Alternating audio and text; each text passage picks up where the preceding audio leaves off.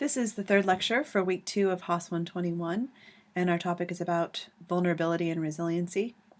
So far in this week's lectures, we have looked at research designs used in human development, and then at major categories of theories of human development, and those theories in lecture 2.2 are mostly drawn from psychology.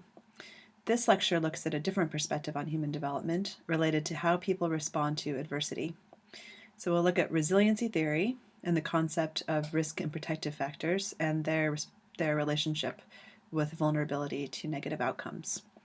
This perspective on vulnerability and resilience is commonly used and influential in social work and in a number of fields that are related to the BSS, including public health and criminology.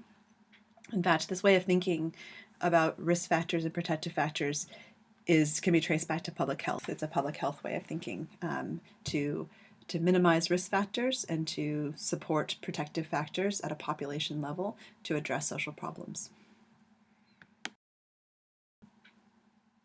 This lecture has two pieces. The first piece looks at the concepts of risk and protective factors and their relationship to vulnerability to particular negative outcomes. And the second piece looks at the concept of resiliency and how people do well despite facing adversity in terms of having an accumulation of risk factors. First, we will look at the idea of risk and protective factors. So the idea is basically that the presence of certain factors, known as risk factors, increases the vulnerability to an outcome, the likelihood an outcome will occur, while the presence of other factors, known as protective factors, decreases the vulnerability to outcome. But I wanted to make the point that one limitation of studying human development is that we can never really know how likely someone is to experience an outcome. The social sciences and studying human development isn't like the physical sciences. So studying humans isn't like studying organisms in a petri dish. It's very complex studying human development. So it's hard to really pin down everything that's going on in someone's social environment and the different aspects that make up that person. But the idea of risk factors is to look broadly at the individual and their surrounding context and sort of try to identify what it is about the person and about their context that makes them at an elevated likelihood of experiencing a negative outcome or a decreased likelihood of experiencing an outcome.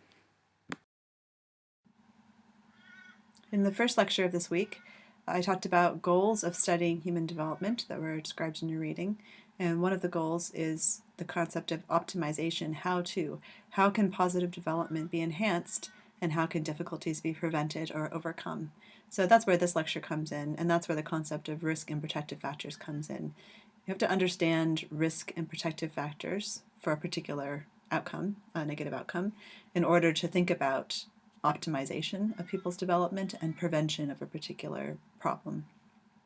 So as we look at the idea of risk and protective factors, the so what, why are we looking at this? It's really about using risk and protective factors for prevention so that someone does not experience a negative outcome.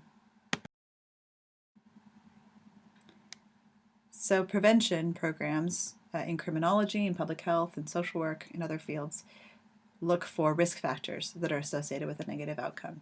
And I just, before doing this lecture, did a quick Google search for risk factors and outcomes. And these are just a few of the outcomes that I saw that are associated with risk factors.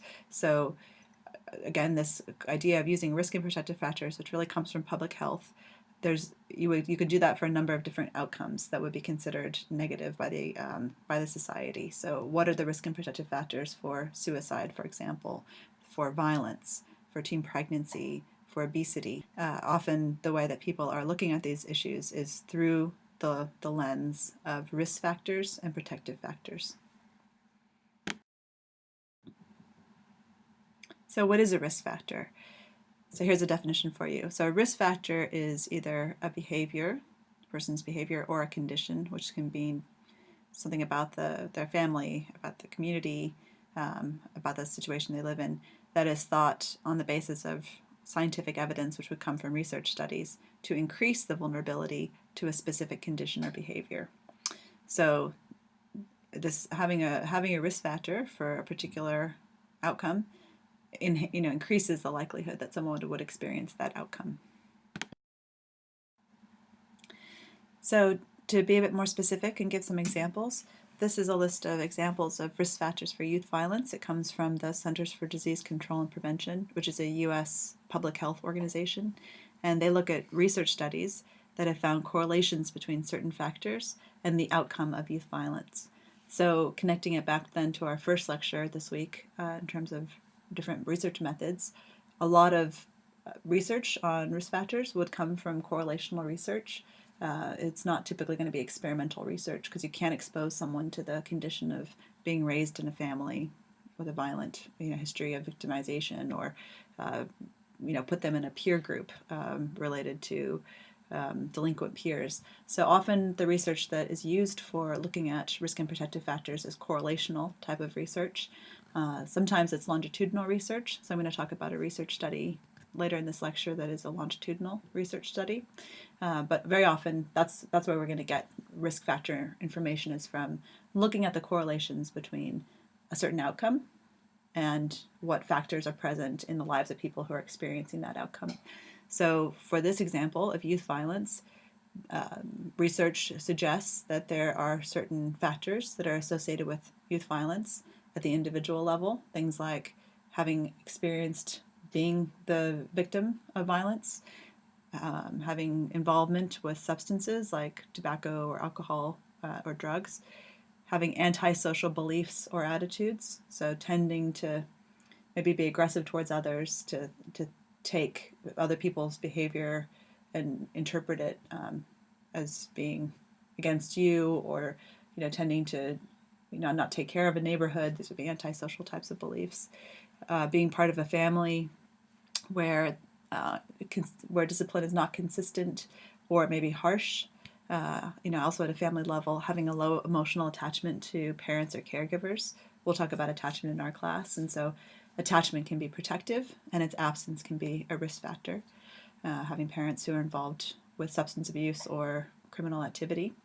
And then other factors that might be present in people's lives in terms of their peer groups, their schools, their communities, such as association with peers who engage in delinquent, violent, criminal types of behaviors, being socially rejected peers, which is something we'll talk about later in our class when we get into middle childhood. That can be something that might lead someone to, is associated with engaging in violence. Socially disorganized neighborhoods, so places where children don't have maybe positive role models or are good places to hang out that are safe. Maybe they are exposed to violence, they're exposed to drug use in the neighborhood. So again, these are factors that might be in someone's life that if you have several of them in particular, and I'll talk more about that, makes for a greater likelihood that you would see an association with the outcome of youth violence. That's the idea of a risk factor. It's associated with an elevated risk of an outcome. So protective factors in some ways are really the opposite of a risk factor. So when you have risk factors, you have an elevated likelihood of a negative outcome. With protective factors, you have a decreased likelihood of a negative outcome. And it seems that having certain factors in one's life, and we'll get to some examples in a minute, may moderate the effects of risk factors that are present, buffer and protect people, insulate them in some way from risk. And so having certain factors in one's life to decrease the likelihood of experiencing a negative outcome, even when there are risk factors that are present. So going back to the example of youth violence that I mentioned before in the same source, some things that may be present in someone's life, youth's life, they may have all those risk factors or some of those risk factors that I mentioned, but they may have certain protective factors that are there as well. So in terms of an individual might be very connected to school and very into the idea of school, have a positive social orientation. So, rather than a antisocial type of orientation, tending to be involved in a positive way in community and with others, and have highly developed social skills, so know how to handle oneself in different social situations rather than acting with aggression. Makes sense. May have certain factors present in their families, so having a connection to a family member or to other important adults in their life. That a lot of research has shown that that's across the board tends to be a protective factor for children. So having an attachment, having a connection to an adult, the ability to discuss problems with parents. So children having that close connection again to their parents protects against the likelihood of engaging in youth violence. Having parents present consistently in the home, particularly the research has said at certain times. So when the child goes to bed, when they come home from school, when they eat dinner. So really connecting with children and being present, having parents who are there. And then other factors that might be present among the peer group, in the schools, in the community. So getting involved in positive pro-social types of activities. So this can be things like being in a club, going to church, doing extracurricular activities, volunteering. Those are all positive types of activities that can connect children to more positive peers and keep them away from maybe more delinquent types of peers, and can be protective, therefore, of their likelihood of engaging in violence. Having peer groups and friends who don't condone antisocial types of behavior. So having, first of all, role models from those peers, and also not being encouraged to engage in violence. And then the school also can be protective. So schools, for example, having clear behavioral rules or not tolerating violence can be another source of protection. So again, these are the kinds of factors that might be present in a person's life, and in this case in a youth's life, that even if they've got risk factors, it seems that having these kinds of factors may decrease the likelihood that they would engage in youth violence, be involved in youth violence. So I'd like to say a few other general things about risk and protective factors, and the next few slides, things I'll be talking about, come from a website that I encourage you to have a look at, and it's in our workbook as an optional reading from the Substance Abuse and Mental Health Services Administration, which is again another U.S. public health organization. And if this is a bit unclear to you about risk and protective factors, it's a good idea to go and do that optional reading to get a sense of what is meant by risk and protective factors. So one thing that may have been clear from the example I just gave of youth violence is that risk and protective factors happen in different contexts. So you can have a risk factor or a protective factor that occurs at the individual's level in terms of their behavior and the way that they are in terms of their personality. You have factors and also protective factors that exist in people's relationships, their relationships with their parents, with their peers, with community members, with teachers. So for example, I mentioned that having a positive relationship with a parent or a family member can be protective, and then the absence of a strong connection with a parent can be a risk factor. So risk and protective factors exist at that level of relationships. Communities also can have both risk and protective factors, so the kinds of role modeling communities that can be positive or negative if they're absent, the kind of opportunities that are available to people in a community. And then at the societal level, and that has to do with social policy, for example, and a society's values, that can also present risk or protection to people. So if you think about something like substance abuse or alcohol use, for example, the kinds of laws that are present, the kind of values around how people consume alcohol, that can be protective or that can create risk in terms of the outcome of alcoholism. So people at the individual level have biological and psychological characteristics that create risk and protective factors, and those also exist at other levels in their lives. And we're going to come back to this idea of context in week 3, where we're going to look at the Bronfenbrenner's ecological model, which I also mentioned in the first lecture of this week. And that's going to be a really important theory that we're going to use throughout the rest of our subject. And it also really applies to the idea of risk and protection in terms of there being different risk and protective factors at different levels, going out from the individual all the way out to the society level. Another important idea about risk and protective factors is that they are influential over time and may have different impacts at different points in the lifespan. So for example, a risk factor at one point in time may contribute to a negative outcome, and at a later point in time, that same risk factor may contribute to another negative outcome.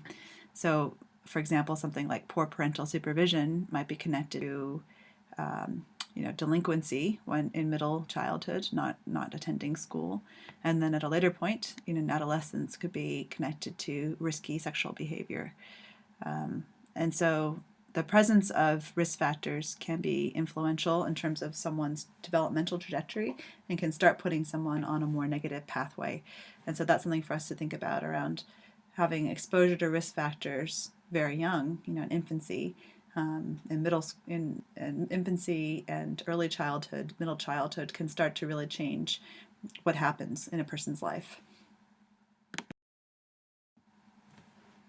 Another idea related to risk and protective factors is that they can be correlated. Remember, correlation came up in the first lecture. So correlation is when one factor co-occurs with another factor. So you can have a factor like, from youth violence, you can have something like an antisocial type of attitude, and then the presence of antisocial types of peers, and lack of parental supervision, and then being in a socially disorganized neighborhood. And all of these can be connected to each other. So one child has all four of those things, example.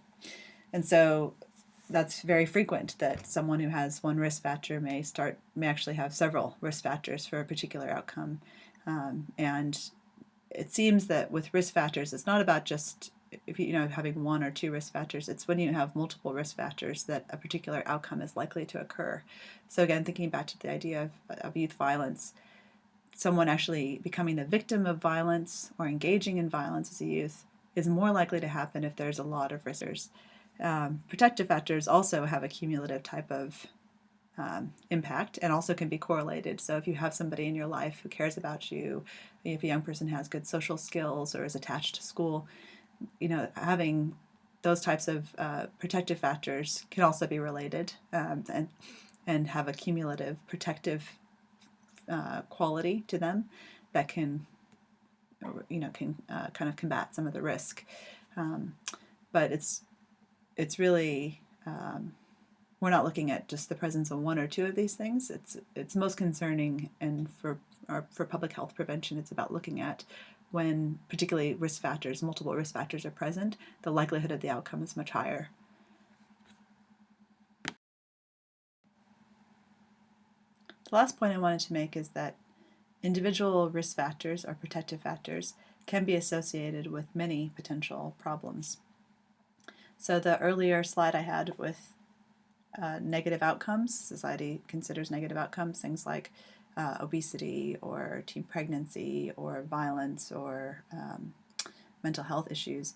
Many of them may share risk factors such as poor parental supervision, hanging out with antisocial peers, having poor social skills, for example.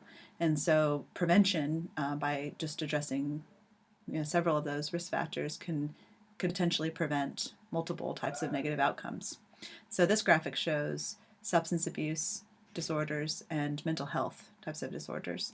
And so you can see that some people will only experience substance abuse issues, some people will only experience mental health issues, but actually a large number of people will experience both because they very often co-occur.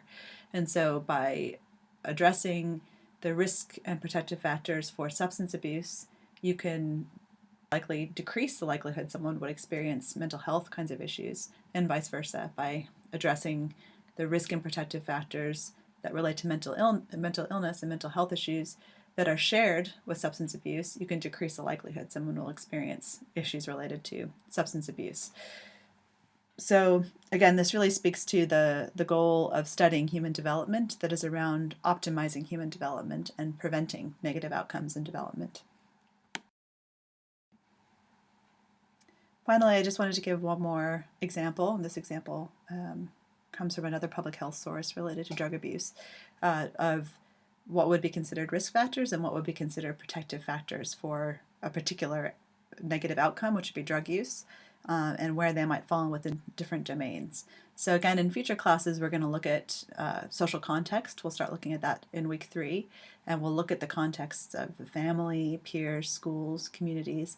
And so it's helpful for us to have this one idea of way of thinking about human development, which is risk and protective factors, which can exist in different contexts that people experience, and people also can have them in terms of how they are in terms of their behavior. So something like drug use, you can have at an individual level risk factor that's like the risk factor of having aggression, showing aggression, versus someone who shows early self-control. So how does that come about? That can be possibly some aspects that are genetic. Some of that comes from the environment in terms of how someone's raised. So, and we'll learn more about social control and how that might develop over in an early childhood. So at the family level, you can have something like lack of parental supervision, which I've already mentioned is a risk factor for a number of issues, where it's a protective factor then if you have good parental monitoring of a child, despite the possibility that that child has other risk factors present in their lives. Then at the peer level, having peers that engage in substance abuse would certainly put someone at higher risk of substance abuse, but then having peers and friends who are connected to school and are engaged in doing well in school can be protective. And then at the school level, if you're in a school where it's really easy to get drugs, that's a risk factor for engaging in drug use versus being in a school that has strong policies related to anti-drug use. And then at the community level, living in poverty is one of those risk factors that across the board tends to put people at risk for lots of negative types of outcomes, which can include drug use. But then being in a neighborhood that is more cohesive and where you don't really see drug use happening would be a protective factor. So again, this is just giving some examples of the idea in human development, which is a very powerful idea, and particularly in areas like social work, public health, criminology, very often are looking at risk factors and protective factors, which are often established using correlational types of research to identify what factors are present in someone's life that makes them more likely, more vulnerable to a particular negative outcome, and what factors are present in their lives which seem to be protective and decreases the likelihood that they'll experience a particular outcome. So that's the idea of risk and protective factors. And so I want to now expand on the idea of resiliency, which is really about the idea of doing well in the face of adversity.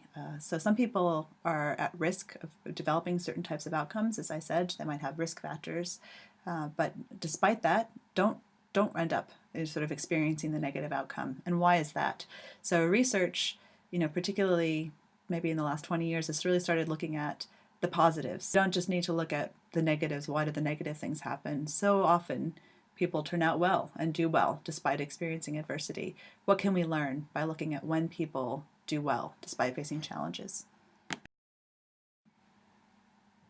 So what is resiliency? Resiliency is used different ways in the literature, but the kind of common question that guides resiliency researchers is the idea that why is it that some people do well despite the odds, despite facing traumatic circumstances or, having a lot of challenges when they grew up? And so it's really about the idea of doing well in the face of adversity, unexpectedly positive outcomes or positive development despite facing challenges, or overcoming adversity and then succeeding in one's life, and then also sometimes actually experiencing some kind of a trauma and recovering from that trauma. So to explain more about this concept of resiliency, I'd like to look at this particular study. That's a classic study on resiliency. It's often cited. And so this is a lot of the resiliency research has been based on longitudinal studies to see how people develop over time. And so this research study followed the same group of people for 40 years and took a group of close to 700 babies who were born in 1955 on one of the islands of Hawaii. And they chose that location because families there are not very mobile. They tended to stay in that location and were easier to follow.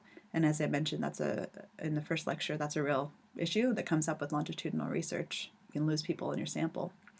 And so these two researchers observed and interviewed the cohort that they were following for 40 years at different regular intervals. So they followed their group from early childhood in ages 1 and 2 into middle childhood, age 10, and then sort of late adolescence, early adulthood, 18, young adulthood, age 32, and getting close to what we consider middle adulthood, age 40.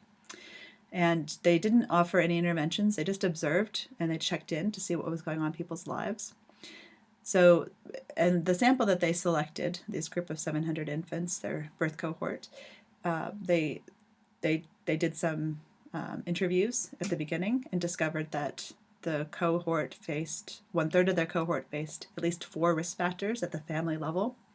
So, 1/3 of their sample had at least 4 of these different risk factors: poverty, perinatal health problems. So, following right after birth, they might have been in the neonatal intensive care unit having some kind of issues, congenital types of handicaps, so having some kind of physical disability, having low parental education, having alcoholism in their family, having some kind of exposure to violence within the community or within the family, experiencing, this is all family, so violence within the family, instability within the family, or having someone with mental illness within the family.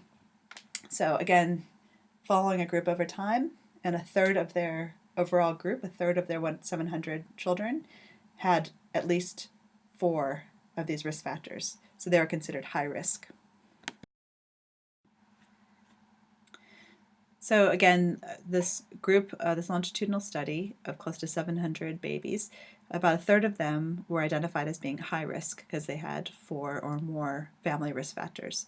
So these 2 researchers looking at that group at age 18, and that's just in the middle of the slide, checked in, and it seemed that 2/3 of the high risk group, of the 1/3 high risk group, had some kind of problem behaviors. So they were engaging in problems like teen pregnancy, violence, they had mental health issues. So while 1/3 of the high risk group seemed to be doing fine, 2/3 were experiencing some kind of problem behaviors. But then when they followed them up again at ages 32 and age 40, for a lot of that high risk group, they actually had straightened out. They were married, they were doing well in terms of self-report and report by others, and according to the community, married and relationships, they worked, they had children, they weren't experiencing any real issues. And so how did they bounce back? So then they then sort of joined this resilient group who, despite early childhood types of risk factors and risky behaviors at age 18, by the age of 32, age 40, were on track in terms of doing well, sort of achieving success.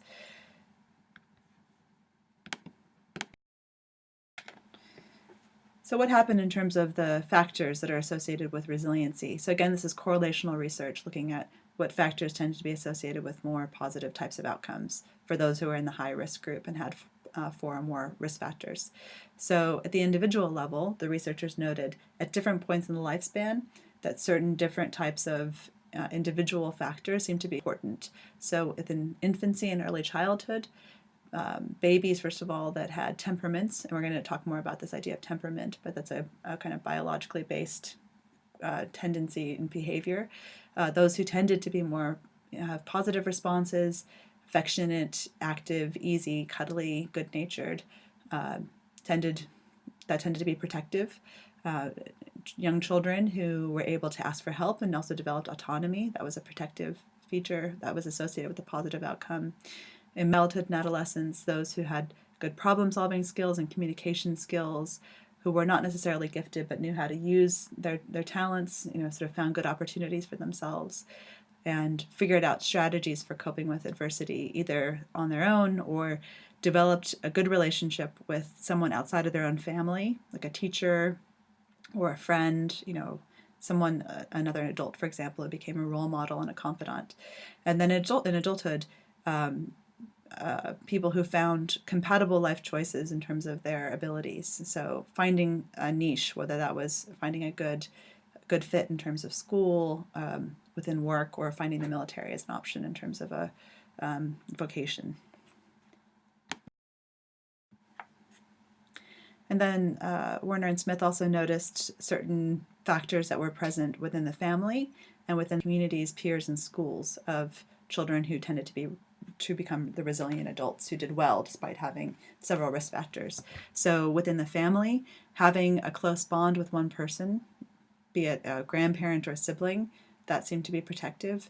And a lot of research over time has shown that a close bond with a person, again, that's very protective. Having a religious beliefs, that also has been shown by many studies to be protective in general in terms of negative outcomes. For boys, being in households with structures and rules and encouragement of emotional expressiveness was protective, whereas for girls, emphasis on risk-taking and independence was more protective, and support from a female caregiver. So that's an interesting thing we're going to look at in class 5, gender identity. And so sometimes girls and boys, succeed with different types of support. And then within the communities and peers and schools of the folks who did well and were resilient, they tended to have caring relationships, high expectations, and opportunities for positive type of participation.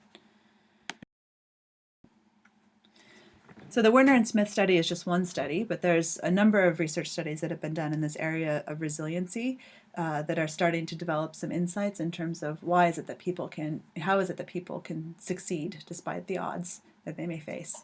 And this is an area of growth in research. There's a growing interest in resiliency and how to promote resiliency. So some important insights. One is that protective factors seem to have a more profound impact on the life course than specific risk factors. So people may have a specific risk factor, like some of the ones I've mentioned, being in a socially disorganized neighborhood or poverty, but having a protective factor that's in one's life, like having the presence of a caring adult, can have a really profound impact and can have a stronger impact than the presence of a particular risk factor, like poverty, for example. Protective factors are not bound to ethnic or social types of boundaries. There's even been research on people, children and youth and adults in war zones and with concentration camp survivors, and even looking at different time periods. A lot of these protective factors and risk factors tend to have impact over time and for different generations. And another is resiliency is a common process. So there's a book that calls Resiliency Ordinary Magic. And it's true that all people have this ability to bounce back. But that kind of ability needs to be developed and nurtured. So it's helpful to help people to develop their strengths and their assets and their protective factors. And so, for example, that's something that social workers are often looking to do now, is build strengths in a family so that they can be resilient and they can overcome the challenge they're facing. And so that's something that you may do in your professional work. And that may be a way that you apply the research of human development, is by working with people and building their strengths and building their protective factors. So that's the end of the lecture 3 for this week on vulnerability and resiliency.